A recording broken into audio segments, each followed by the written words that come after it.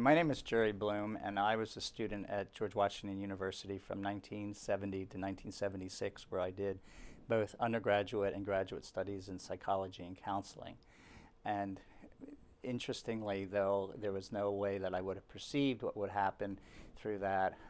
The courses that I took as an undergraduate, but certainly as well as a graduate student, prepared me for a path that I ended up going, which led me ultimately to a career in energy and with a focus on renewable energy and sustainability.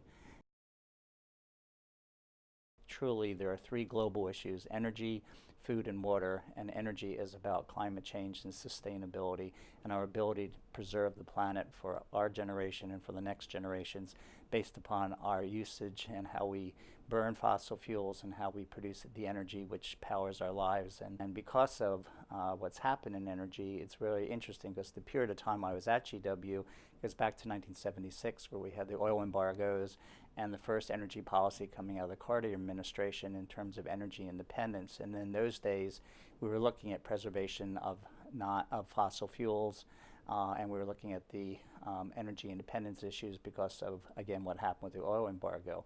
Ultimately, the United States now is the biggest gas producer in the world and soon will be the biggest oil producer in the world. So we're not interested in preservation of fossil fuels anymore. What we are interested in, and what has taken the day and the mantle on this issue, is sustainability and climate change. And clearly, one of the most exciting opportunities for what I've done and promoted for the last 35 years in terms of my career is the attention and the forefront that this issue is given, and most importantly, where that attention is and where that interest is not with politicians and regulators and lawmakers. It's with the public itself. It's a populist movement starting with homeowners and consumers, right through to the biggest corporations, what we call the C&I, commercial industrial corporations, the biggest corporations in the world, who now have aggressive sustainability and climate and are interested and want to address climate change.